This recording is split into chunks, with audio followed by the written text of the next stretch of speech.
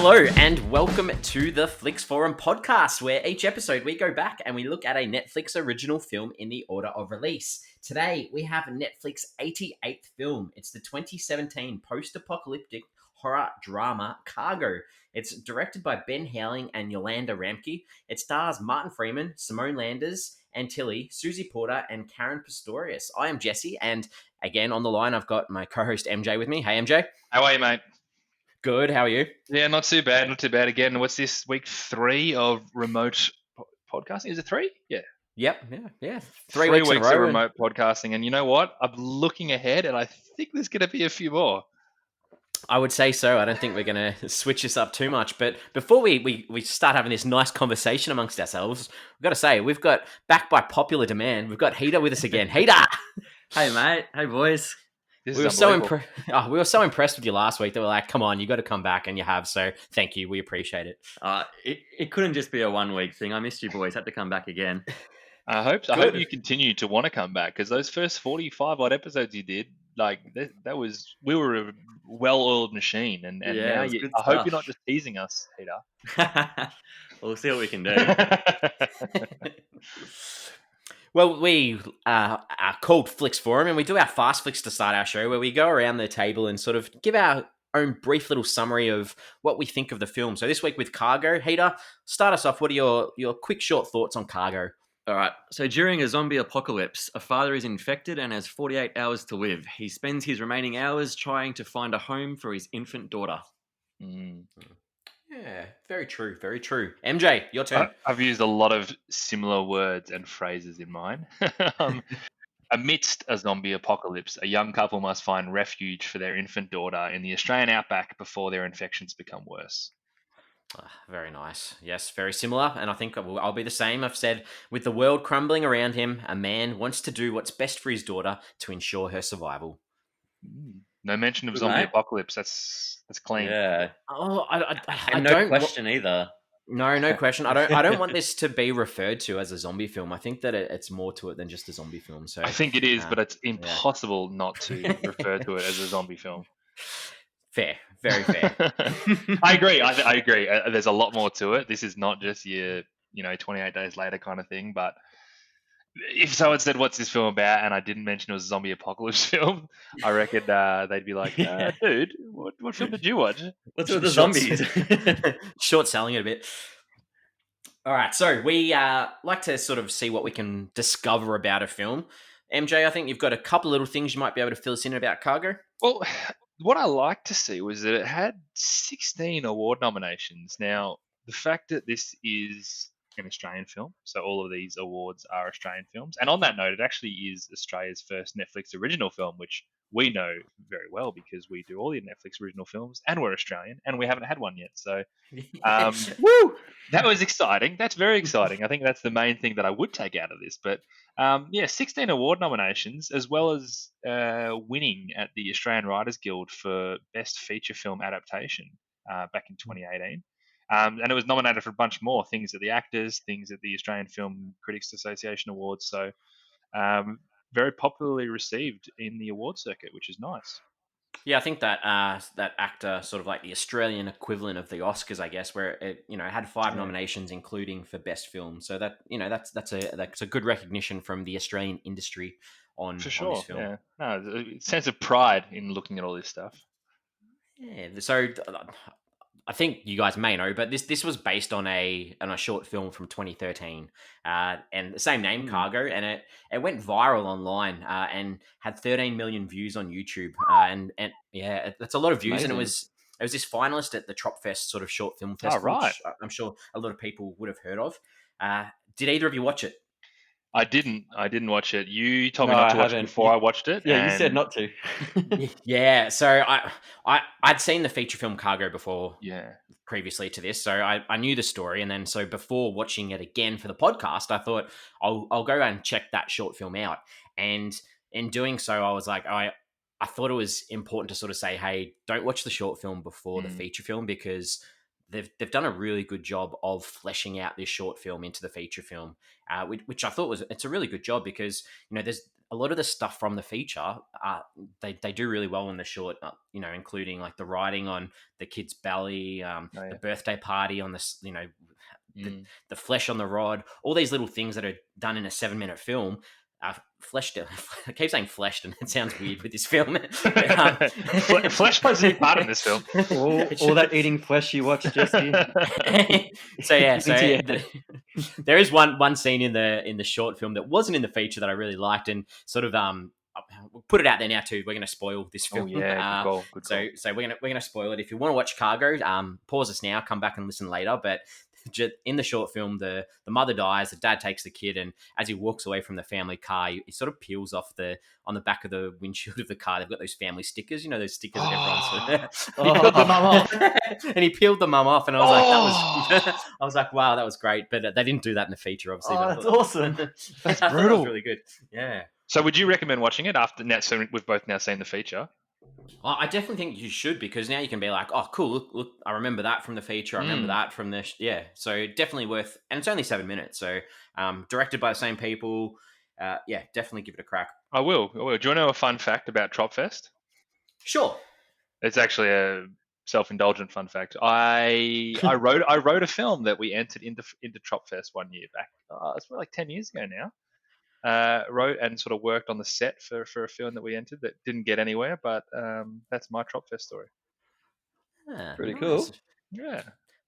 Have to see if you can. It was a horror film about a balloon that haunted a family. So the year for Tropfest, so with Tropfest, every single year there's a particular item that you have to have in the film, and you can use that as much or as little as you like. And the year that year was balloon, and I kind of just used that as inspiration to control the entire narrative, but. You could have just put a balloon somewhere in the background in one shot. But anyway, that's my Tropfest story. Nice. I like that story. That was nice. In fact, 2013. That might have been a similar year that I did. And that's what I'm thinking. There's the balloons from the party. Yeah, there were balloons in this. I never had a chance. Oh, that's where you got beaten. That would have been about the same year. Yeah, I reckon it would have been.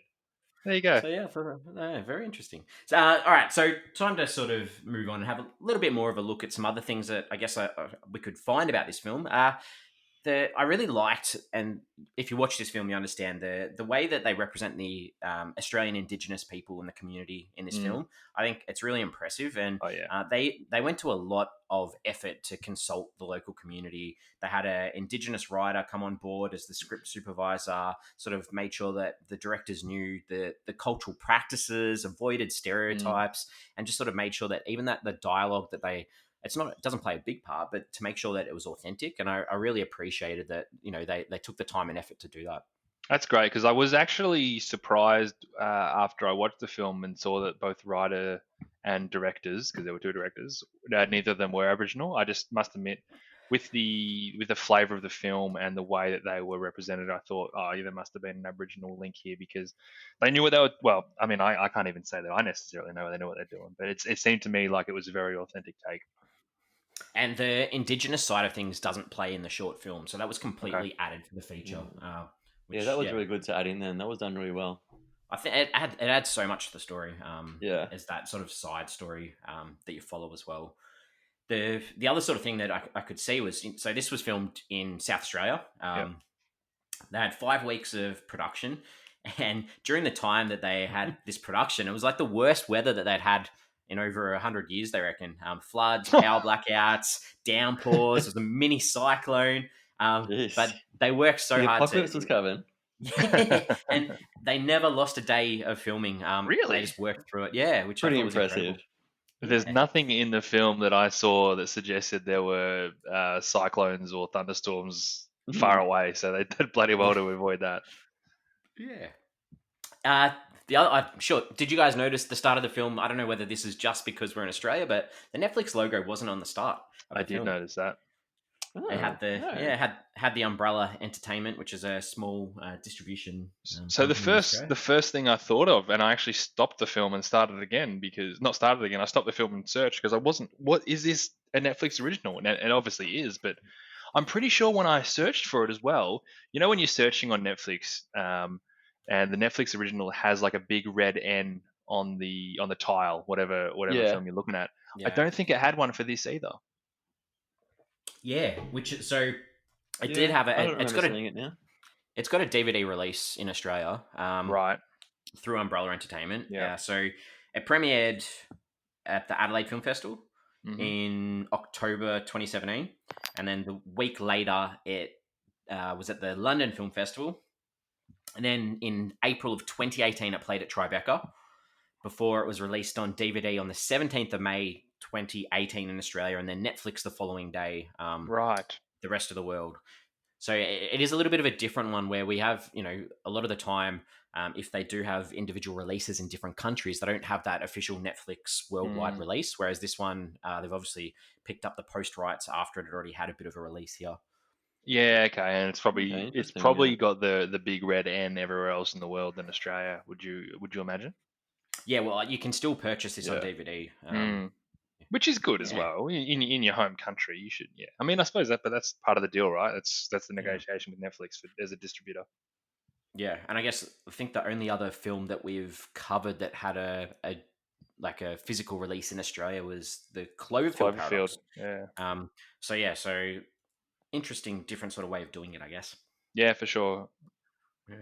Have you guys got anything else that you wanted to talk about or look at some consensus? Yeah, I'm happy to look at some consensus. Yeah, I'm happy to be on a consensus. All right, what have we got for the consensus on this one? It's pretty good from what I can see. It's got a 6.3 out of 10 on IMDb, and that's off nearly 32,000 ratings. So it's a pretty healthy sample size score, of people who have rated it. And a 6.3 is nothing to be sneezed at. I think Netflix is all about eyeballs, so they've got the eyeballs and they've got the number there. So this is probably a success story there. And it's also a 3.1 out of 5 on Letterboxd off nearly 16,000 ratings. So pretty similar there as well, which it's good again, pretty solid. Yeah, very reflective of what people think. So it's probably just a above par movie from what I can see here. The Google users, there was 85% that liked this film, which nice. Yeah, that's not too bad. I love that we've incorporated that into our every single week. I don't know why. I'm just like this is a random statistic that we're just chucking. Yeah, why not? Yeah, why not? And the other one that we check out is Rotten Tomatoes. This one was certified fresh. 88% on 74 reviews. It's a good amount of reviews. I suppose if it did a few awards, a lot of critics, it was awarded for a lot of critic stuff as well. So they've obviously all seen it. Yeah, the audience was a little bit different. Down on the 88% for the critics, down to 66% for the audience. Okay.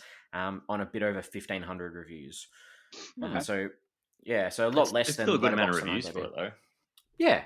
You'll have to remind me, Jesse. How does it become certified fresh? Is that just from critics? Yeah, it's a certain amount of critics with over, is it 59%? It's got to be 60% and above, I think. Okay. Off the top of my head. Yep. Yeah, gotcha. Yeah. Good. All right. Well, I think it's almost time for us to get into our early thoughts on this one. Oh yeah. Yeah. So MJ, what are your early thoughts on Cargo? Yeah, I didn't think it was too bad.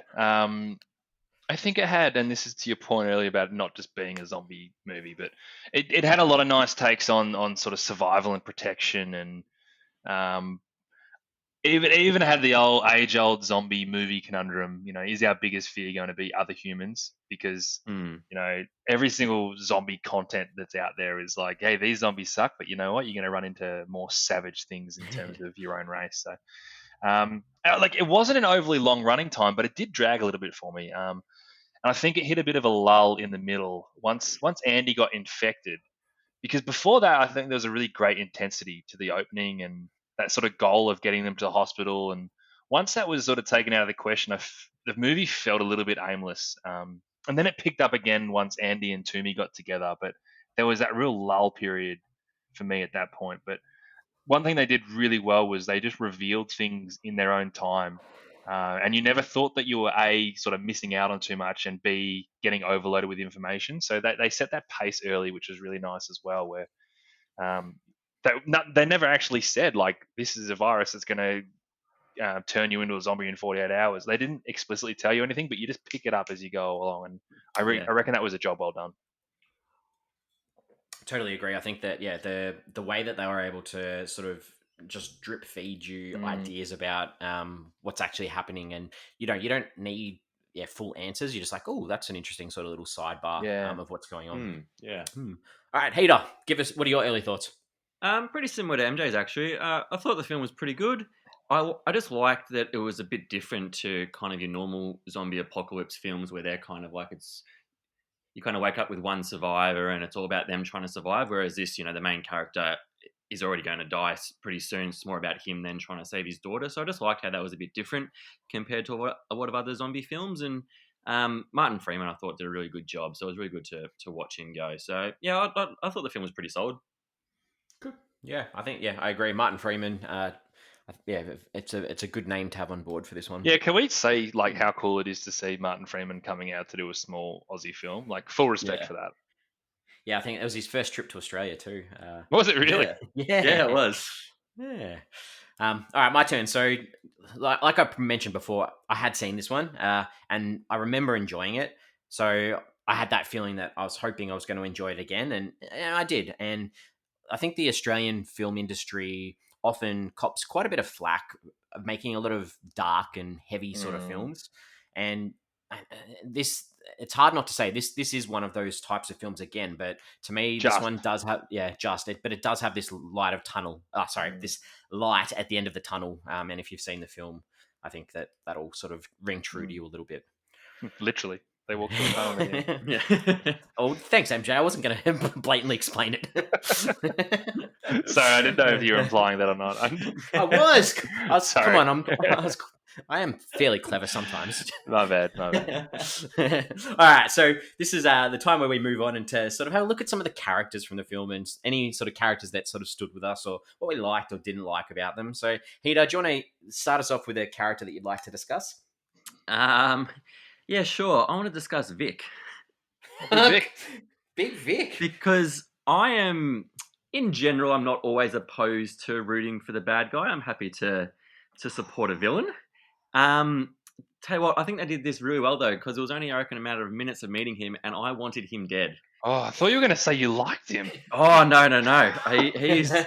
I'm always happy to root for the bad guy, but this guy, I wanted him dead within seconds. I reckon he was absolutely disgraceful. So I guess they did a really good job in making him really, really hated because he was a dick.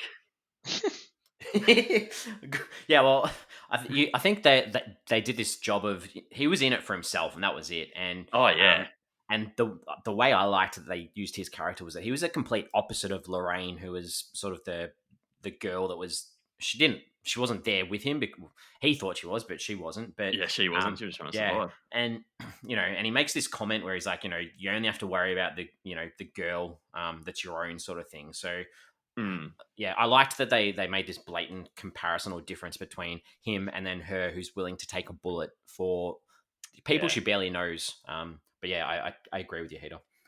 He was kind of interesting in the sense that because he was like almost like pure evil, right? But yeah, they really take that human side of him away until really, really late. But like you learn pretty much straight away that his ability to cope in this world has been born out of him being able to basically flick the switch really quickly when shit hit the fan, and that kind of every man for himself mentality, which in a sense, like that would happen to a lot of people in this situation. So I can kind of respect that side of it. What I didn't like was his like savageness and racist behavior, I guess. And this will sound weird because it's one thing to further yourself, and like when I say further yourself, I even mean like killing people. In this world, like I'm not saying I would do it, but I get it. But for him to be so aggressive about it and almost treat it like a sport took it to a whole another level. And I think the way he acted was his way of leaning into it and really trying to cope with it, because deep down he probably did struggle with it morally. And then him breaking down at the end and weeping is kind of like a tiny, tiny flicker. I'm not saying it's anything, but a tiny flicker of his ability to kind of let that act go, and he doesn't have to worry about it anymore. Because I think like he's 95% like pure evil, but you kind of understand it, and B, they kind of humanize him a little bit at the end, which is a sign of a great character. Yeah, I did not think walking into doing this podcast today that we were going to talk at length about Vic as our first character. I think you'd be remiss not to, and I think Anthony Hayes did a good job of it too. So there's just a lot more to him, which is great. It wasn't just like, hey, this guy sucks. Oh, he's the bad guy. Cool, Yeah. he's a bad guy. There's a little bit more to him because every character that you talk about, and basically every part of this film, you have to filter with the lens of it is the end of the world and it is every man for Yeah. themselves. And like the very first scene, they set you up, they show you this family, and the dad flexes his gun straight away, and you're like, okay, Yeah. this is the world we live in, right? And Yeah. guys like Vic are 100% going to exist in that world, and he might have been a dick beforehand as well, but I reckon his level of the dickometer would have gone up to about 100 as soon as this broke out. So I just feel like I get him. I understand his story, but just by seeing what I saw in that half an hour. He's one of those guys that's down at Woolies, like using his elbows to take toilet paper off the elderly. He is that guy. I agree. Yeah, Yeah, that is totally Vic. Yeah. All right, MJ, give us another character to talk about. Well, I want to tell you about Andy because this was a really good character. So Andy, played by Martin Freeman, main character of the film, starts off the film in full control. And as much as it's a warped situation, you get the sense that he knows what they want to do. He's got a plan. We got to get to this point. We're going to get there at this time, and everything's going to be okay. And he just gets taken out of that comfort zone immediately. And he just gets given these enormous hurdles to jump. And it's kind of nice watching this imperfect character. He's in a situation that he's not familiar with, and he's having to do pretty incredible things because he's never quite sure what to do or where to go, and he makes mistakes. And that's really relatable because when you watch these kinds of films, like let's look at even like The Walking Dead, for example.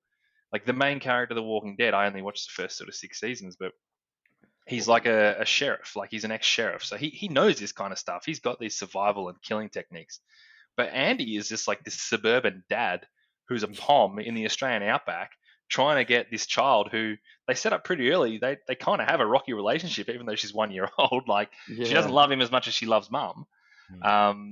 So it just highlights that kind of innate desire to protect your child, being able to outweigh everything else that you thought you could or couldn't do. And I look at that and I'm like, you know what? I'd probably be really similar in this situation. And that was really, really interesting. I really enjoyed that, like you've mentioned, the fatherly instincts that he was able to show towards Rosie the baby. They sort of like blended as the film progressed towards the Indigenous kid Toomey as well, and Cool. I really Yeah. liked that they were able to develop him through that way. That we start off with him, having. Rosie just cries, and no matter how much he cries, you can still tell that he's so dedicated to this kid, and he sort of adopts this kid as well. And is like, look, I'm gonna protect these kids as long as I possibly can. Even though he was stubborn, like his stubbornness was pretty much what got him into the situation. He just needed to listen to his wife to start off with, and Yeah. probably wouldn't have wouldn't absolutely. have been stuck in that. Yeah. Yeah, that's a good point too. All right. Anything else about Andy? No. No, I'm good. All right. Well, I'm going to say I wanted to talk a little bit about Kay, Andy's wife, because I just going on from what I said about Andy's relationship with her, she was very determined to go out her way, and she wanted to make that call. And even though she was in it for the smallest of opportunities, you could still tell, like, just through these little visual cues, these little examples, how much that their relationship like meant to both her and him. And I just gave this relatability, even more emphasis to Andy and his journey and what he was doing, because he wasn't just doing it for himself; he was doing it for Kay as well. Oh yeah, Yeah, you're right. absolutely. Their relationship felt so genuine. Like it really felt like they would have worked really well together in this situation, and probably indicates how they lasted this long. You watch them for 5 minutes and you believe that they're a real couple, and you can't say that in a lot of movies you watch. Yeah, that's true. I agree with that. Absolutely. All right, MJ. Any other characters? Oh, we got to go with Toomey. Toomey, yes.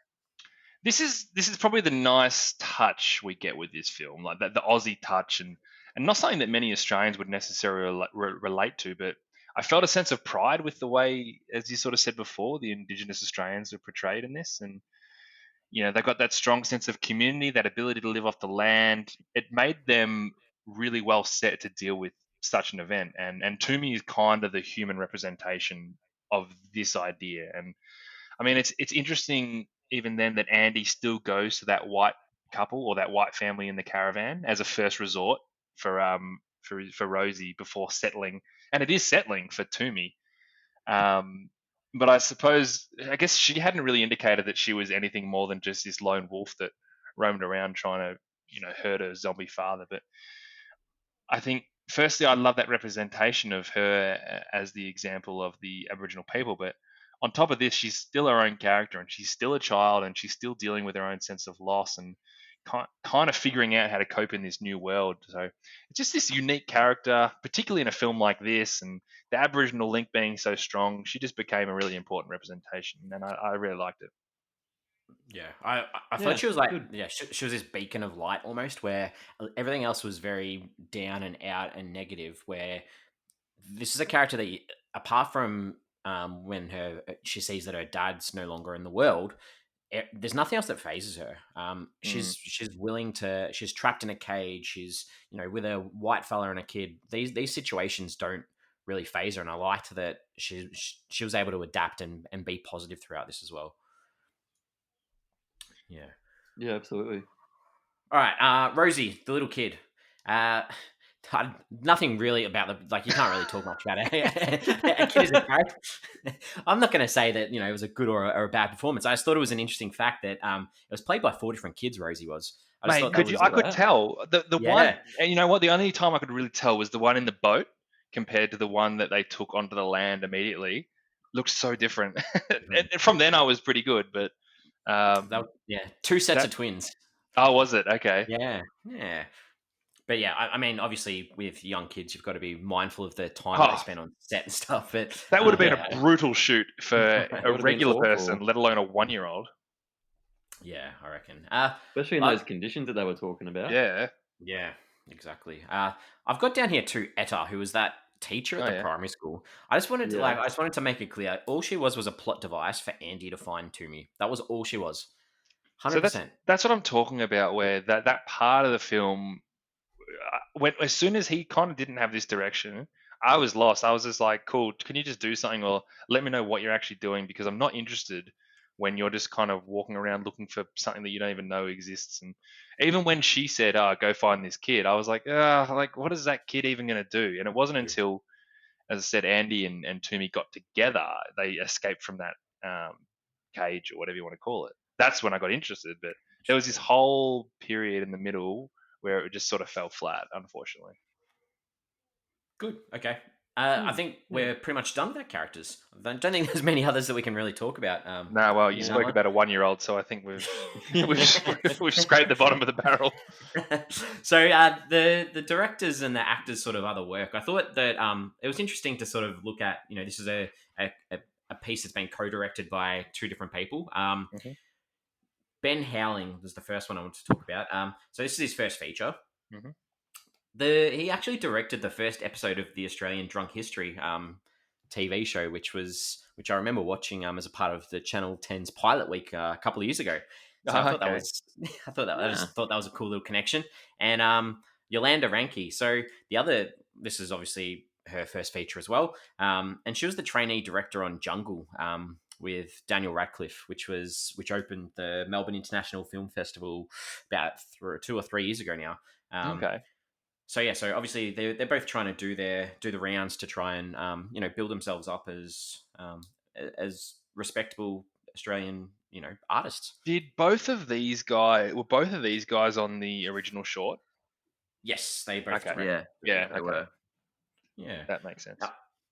I also wanted to recognise here the kid who plays Toomey, Simone Landers. I thought she was excellent. I just wanted to put that out there in this segment, in this part here, because first acting gig. It's the first one, yeah. Yeah, just such a believable character. Yeah, for sure. Yeah, I agree. Absolutely, she was really good. Yeah, and that's without really understanding the way that this Aboriginal community actually lives their lives. I mean, let's not pretend like we're exposed to that every single day. So, So I actually got a quote from her, and I love this because she's not a big fan of zombie movies, which, at her age, I can completely understand. But in her eyes, Cargo isn't really a zombie film. And she says that the virals, I guess the zombies, whatever you want to call them, are symbolic of the Western pollution, The film promotes the indigenous respect for the land, and I am proud to be a part of that. And I mean, that nous from a girl that age, well done. Love it. How old That is she? Do you know? No, I I don't. don't know. Yeah, don't know. I tried looking up her date of birth. Can't find it. Probably That's about a 12, really I good don't- quote. Yeah, it's wonderful. Yeah, Yeah. and it's a way I wasn't even looking at the film, Yeah. so yeah, that's even better. All right, time to look at some scenes. Time for us to chat about what are some things that we liked about this film, I guess. So, Heater, have you got some scenes that you enjoyed in this one? I really liked all the scenes where Andy was contemplating killing himself, and just kind of the struggle that he was. I start off dark here.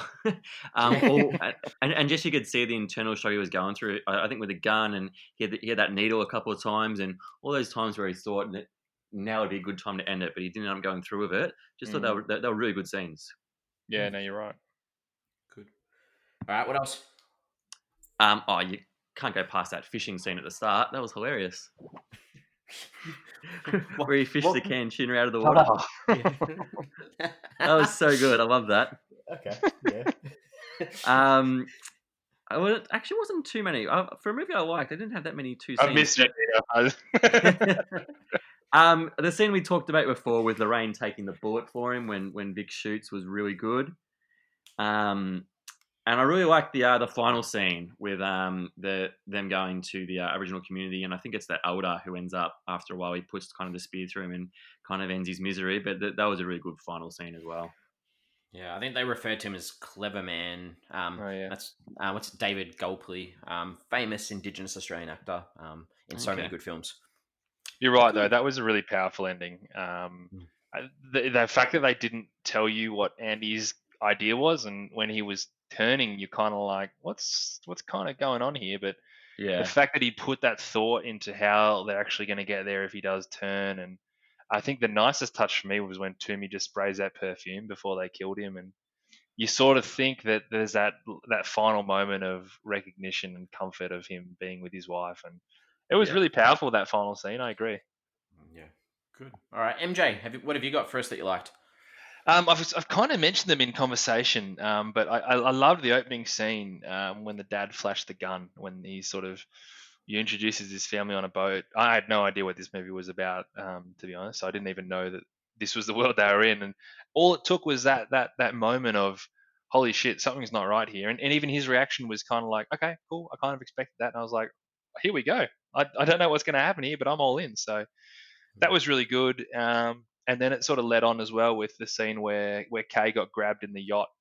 Just they built that intensity nicely by setting up firstly with Andy going there, and you knew something wasn't right. And as soon as she goes back there, you think something's going to happen. But something's again, going to happen there. I didn't know that like zombies were part of this, and I just assumed someone was in there. And it as I said, that's why I like this slow reveal that they drip fed you this information, but it all still made sense. So.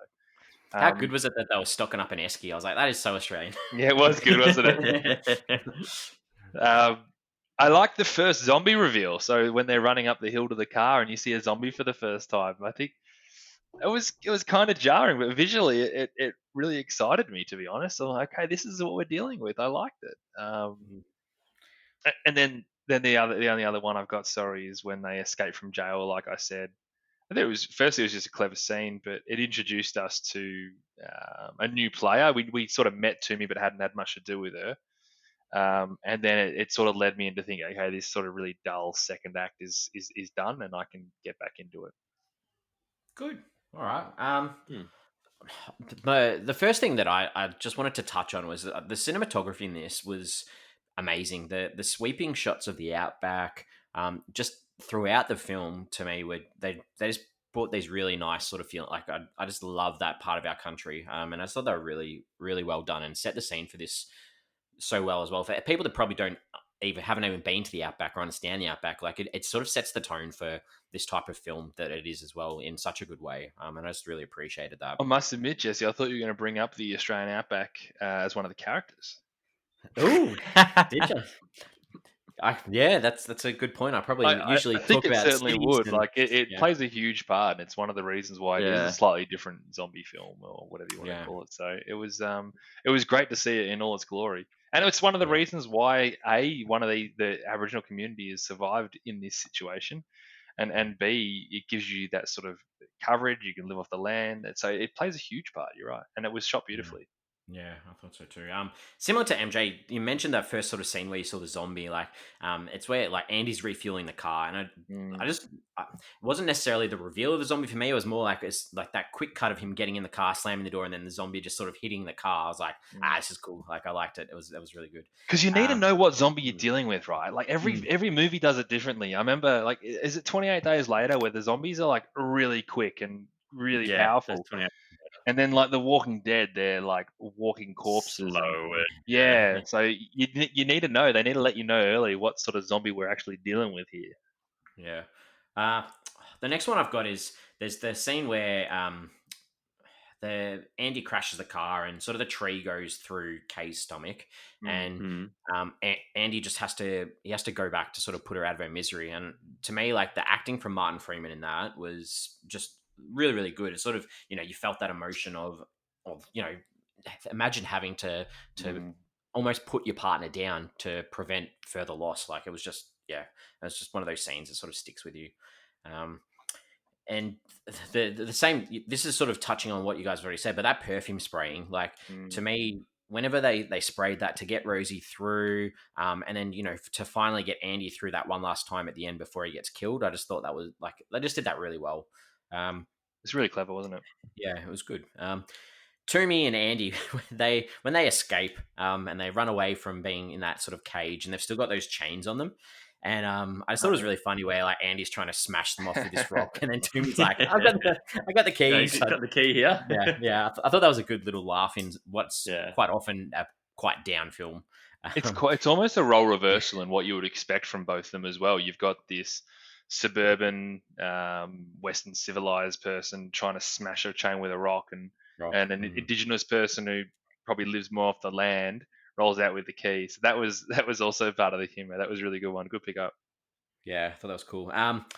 The scene at the end, like where we go back to that family and the dad on the shore, where he's sort of like they're digging these graves for the family. Like it was really gut wrenching, and just that sound of that bullet that you hear as Martin Freeman's character's running towards the camera, like it was just it was just heavy.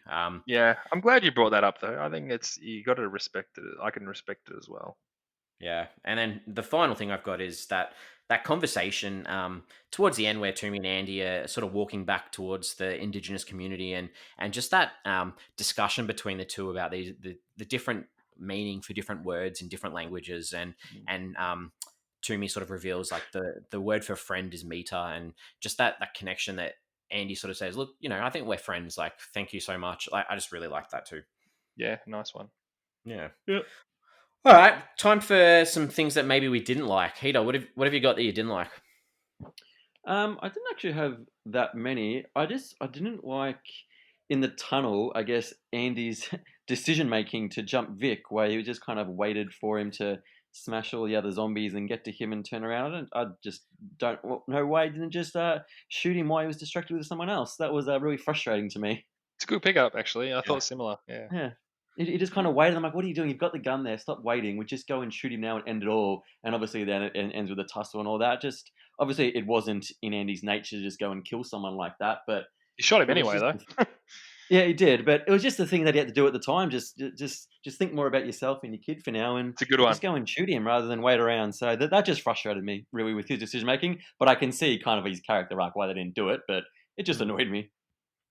Good. All right. I think it's probably more the plot than the character arc, though. Yeah, They wanted to sort of tease out a final fight scene. Yeah, and have that scene where Vic has to hand the baby over. Yeah, and I think that was actually quite important in that scene. All right, MJ, your time to tell us what you didn't like. Did you have anything else, Heater? No, that was it. That was it. Look, again, not much for me, and I've really alluded to this. The whole second act was really slow. So him getting bitten at the time, it really annoyed me because it was really avoidable, and I just knew once he got bitten, it had lost the direction that I was really into that sort of dash to the hospital, and when that was gone, that kind of lost me. so that whole sort of sequence that led to that slow second act was the main thing for me. I did sort of want to mention as well. I know you liked this, Jesse, and they didn't do a bad job of it, but I actually kind of wish there was more of an emotional response to Kay crossing over, and then eventually him killing her.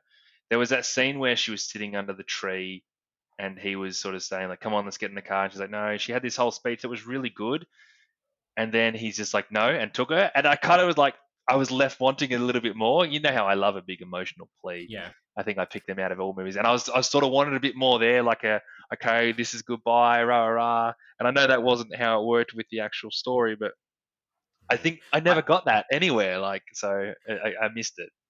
I think like to me it was just like looking at it like, if you're the husband, you're wishing or hoping that if you get to that hospital in time, there's something that may have changed in that isolation that you've got that can save her. And that's why Oh he's man, I probably get it. I yeah, do get yeah. it. And I look, don't it know. all meant for him to crash that car and him get bitten, Yeah. and that was the story we Yeah. had. But Yeah. I want even when he did kill her or whatever it was, I just wanted more emotion out of it. It just I'm probably asking for too much here, but you know I love that shit. But Yeah. It's completely fair. All right. that's all I got. I'm Yeah, nitpicking fair. there. Yeah, I tried to find something, but I couldn't find anything in particular that I didn't necessarily like. So, I mean, and it's not it's not the best movie of all time, but there was nothing that really stood out to me that I was like, oh, I'd do that differently, or I didn't like that. For Um, sure. yeah. All Yeah, right. good call. So, themes, ideas, any sort of motifs or connections, or I think this one says quite a bit, which is quite obvious in a few of the things. So, MJ, fill us in on what this one's sort of what the message is to you. Yeah, I love the whole idea of the lengths of human savageness, and in this film, who is the real monster? Like, were we ever really concerned about those zombies? We never really saw more than a couple of them at any given time, and they didn't seem to be too much of a threat if you had your wits about you. But we were worried about the other people around us and what they were going to do to us, and that entire Aboriginal community, at one point or the other, was threatened by Vic, and um, Andy's life was kind of up in the balance as well there. So it just shows you as well, and I think it makes a good point how all the Aboriginal people certainly didn't go down that route in any way, and like what the young actress, sorry, I've just forgotten her name, who played Toomey, Simone Landers, like she said, the Simone whole Landers? idea of the Western culture coming in and taking over and thinking they know best when maybe they don't. And I thought that was pretty powerful and pretty important. I liked it.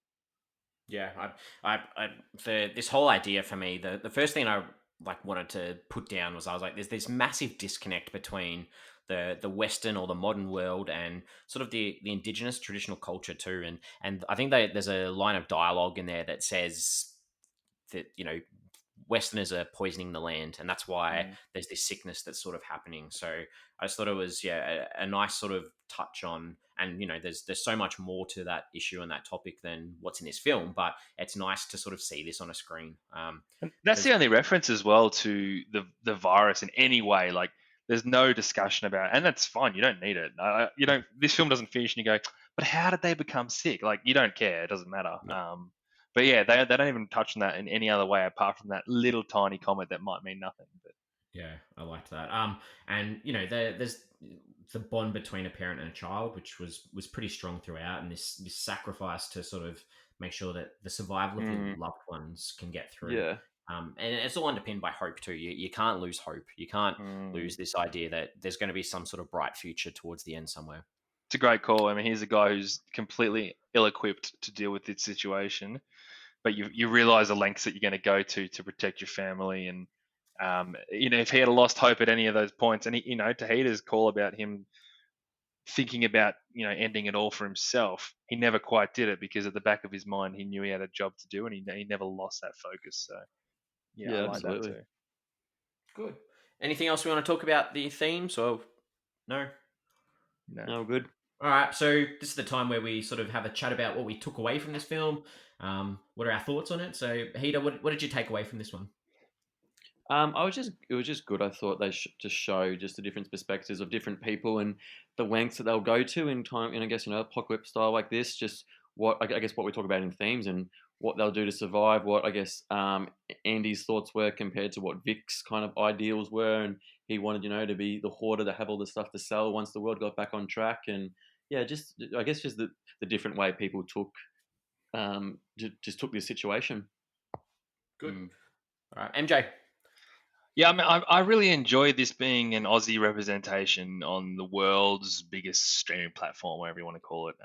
It just sits pretty well with me because it's a story that can be universally enjoyed and understood, but it still has that unique sprinkle of being Australian. It would have been better on the big screen, but then it wouldn't have had the same sort of reach potential that it's got being on Netflix. It had a lot of similarities with These Final Hours. Have you guys seen These Final Hours? Ryan Quanten. No. No. It's not. It's Ryan an Australian Quanten. one, though, isn't it? Yeah. So it's a very similar end of the world. Ryan Phillips. Ryan Phillips. That's right. Yeah. So that movie really stayed with me. I don't know if Cargo will as much, although this conversation has been awesome. It's sort of opened my mind a little bit on it. But These Final Hours and Cargo are so similar. And I just feel like These Final Hours kind of just gets a nod for it. Not that it's a competition, but that's one movie that I watched probably when it came out 5 or 6 years ago, and it really hasn't left me. So if you get a chance to watch it, definitely watch it. Good. All right. Yeah, like to me, like I just think to get Martin Freeman to come out to Australia to do this film adds so much credibility to it straight away.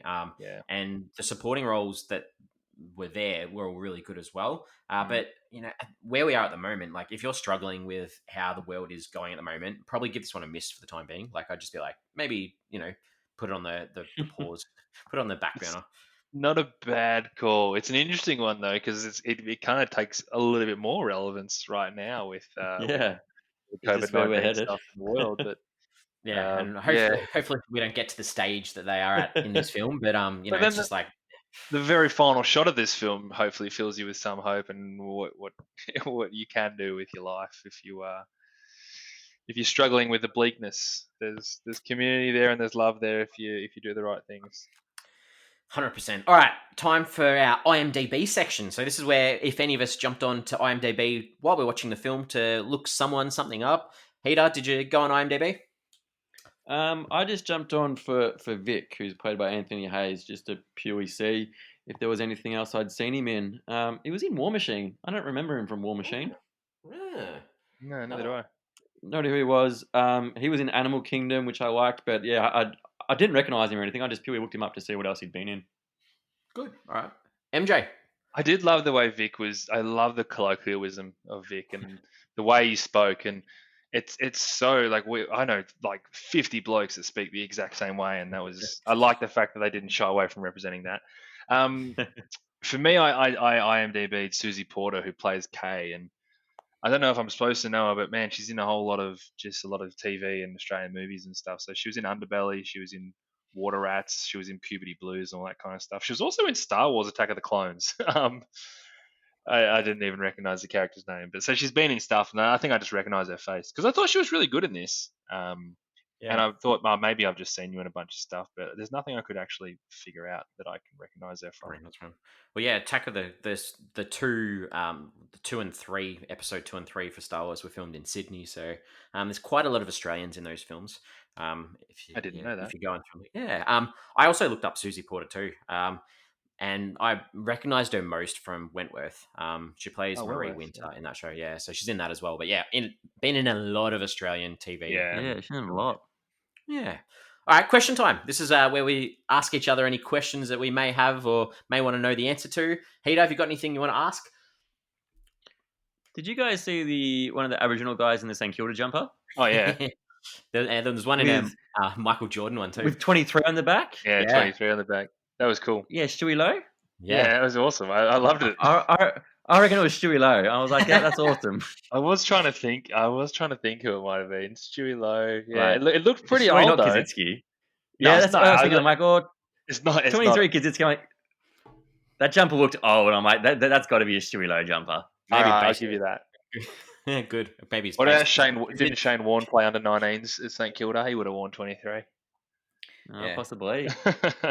Kaczynski walks around like a zombie anyway, doesn't he? So it might be Oh, Yeah, the does idol. Playoff Aussie.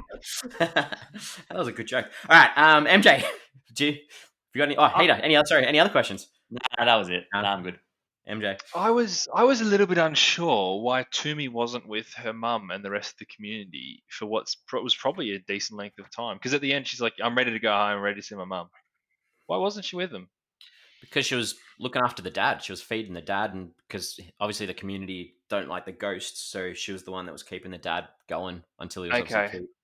I wasn't sure whether it was that her and the dad had already nicked off, and then he got bitten. Yeah. So okay, all right, I'll give you that. That's all right. Yeah, that's my reading, I guess. Anything else? That's all I got. My question, you guys, would you have been as stubborn as Andy and not listen to your wife like that when she's like begging you to just let her go? Oh, Jesse, I don't ever Oh, want to be in that geez. situation, but That's a I don't know. I probably would be, to be honest. Yeah, I think I'd be so like, too. yeah, I'd just be like, nah, come on, I'm taking you to the hospital. Yeah, I'm a bit of a Yeah. control freak too, so Edda, that teacher, I just want to. She intrigued me a little bit. mm, There's a scene where like they show her taking her wig off. mm. Why? Yeah, it's a good point. Because like I'm like watching the film, like, okay, what's the point in her having a wig, or like why do we need to see her taking it off? All right, Yeah, don't know. I'm gonna go. Okay, so she's got like cancer or leukemia, or she's quite ill, but it just shows you that even if you are sick, you can survive in this world. It doesn't. It's the decisions that you make as opposed to your health. Good. I'm I'll going take off a that. whim here, but that's all I can maybe think of, because otherwise it just wasn't relevant. It was like a backstory that never became important. Good. I'll take that. 100%. Last one. I got one more question. The title, Cargo. Did you like it? Loved Do you it. think that it's a worthy title? Yep. Yeah, good title. Really good title. Really clever. Doesn't. I like a title that isn't explicit, but it's still really clear about why it's that title. It's one word. It's clean. It's sharp. No, it's a winner for me. Yeah, I liked it too. I thought it was. They had some pretty precious cargo on that, and it was like almost like physical cargo, the way that she was carried, and loved it. And especially with that final scene, he not only carries Rosie, but he carries Toomey as well. So Yeah. it was really good. Yeah. I really liked that. You just made it even better. Good. Okay, I think we're ready to wrap this one up and put it all together. On Flix Forum, we give the film a rating out of 5, and then work out our average between the three of us to give us a Flix Forum overall score. Hit us off with your rating for Cargo. So yeah, as I said, I thought it was a pretty solid film. I thought Martin Freeman was really good in it, and I did like that it was something different for a zombie film. So yeah, just a good solid film for me. I gave it a 3 out of 5. Good, nice score. All right, MJ, what about you? Yeah, just in general, it was a pretty intense journey, albeit slow in parts, but it was hard not to enjoy. It's great to see a universal narrative taking place in a uniquely Australian landscape that had a pretty big international star along for the ride. It's also 3 stars for me. Nice, sounding like you guys are all on the same page. We are. Well, What about you, Jesse? Well, if you had checked out my Letterboxd, you probably could have worked out. I did. I saw it, but I was wondering if you scored change now after this. Yeah, well, I did change for Oksha. Just on second viewing. Yeah. So, well, to me, that this has got some really good performances, and especially, like I said, Martin Freeman, Simone Landers, really enjoyed both their performances. And to me, it's so much more than a zombie film. The focus of the love of a father, it just shines through for me, as well as this strong connection to the land of the Indigenous people. And this film made me miss the Red Centre and made me miss like being able to head up there and see the communities up there. So to me, this one's a 3.5. I'm sticking with my original rating. So Nice. that gives us an average of a 3.16 out of 5 as a Flix Forum. Yeah, which is. I forgot that you spent a fair bit of time in the Northern Letterboxd. Territory. Yeah, I've been up there quite a bit and do quite a bit of work up in the communities up there every now and then. And yeah, like just I think to me that's why I really enjoy the the awesome, these sweeping shots of the scenery, because it's just such, if you haven't been up there and anyone's listening that once you can travel, get up there, I highly recommend it. Once you Yeah. can travel. Once you can travel, yeah. All right. So we're on social media. We are on Facebook, we're on Twitter, we're on Instagram. We put posts up every now and then when we can. Question for this week, and I think I know what the answer from both of you guys for this one's going to be, but would you classify this one as a zombie film? Yes, would. this is a zombie film, Jesse. Yeah, so good. All right, nice. Well, Would you? Are you going to classify it as a zombie film, Jesse? No, I'm not going to classify it as a zombie See, film. that is disrespectful to zombie films. So you're Really? saying that zombie films can't be more than just a zombie film? No, I just wouldn't like. I'd categorize it or put it under so many different genres before I would as a zombie film. But that doesn't mean Right. you're still not categorizing it as a zombie film. Like, it's got zombies in it, but the zombies aren't the focus of this film. Like, as much as there's double meanings to everything, they're a pretty significant focus of the film still. They are. Yeah. Anyway, that's. I don't know. I just don't feel comfortable calling this a zombie film. All Right. right. So we're gonna be back again next week for another film. So hopefully, I think this episode sounded a lot better. I think we're getting the gist of doing this sort of distance recording. So I think we're sounding all right. So hopefully, people are still sticking with us. But next week we have a rom-com. Ooh. It's from 2018. It's titled Ibiza. It's directed by Alex Richenbach, and it stars Gillian Jacobs, Vanessa Bayer, Phoebe Robinson, and Richard Madden. So that's what we've got next week for our audience. I'm just thinking, Richard Jesse, Madden. this is the biggest revelation since Hader said Coin Heist wasn't a heist film. It's a heist film. This is the level we're at. Yeah. Come on, Jesse. Really? I didn't think it was going to be that controversial. There's a million zombies in this movie. The whole goal is that they don't want to get bitten by a zombie. The whole plot changes when the main character gets bitten by a zombie because he's going to turn into a zombie. There's a lot of zombie stuff. He gets bitten in the first 10 minutes by a zombie, which leads to the story is now about saving the kid. But the story is saving the kid before he becomes a zombie. Turned into a zombie. Yeah, but he doesn't become a zombie till the end, so it's not even about being a zombie. It's about. I agree. They're really important parts of the film too. And I'm not. Just to save the kid because he's going to become a zombie. Yeah, all right. There's zombies in the film. I get it. All right, I think it's time for us to wrap this up. So I think it's been great catching up here. Hader, it's been a pleasure having you here again. So thank you so much. It's been great to be back, boys. Good. MJ, thank you. Thanks, mate. It's always a pleasure. It's one of my favorite parts of the week. Good. And we will see you guys next week. See you then.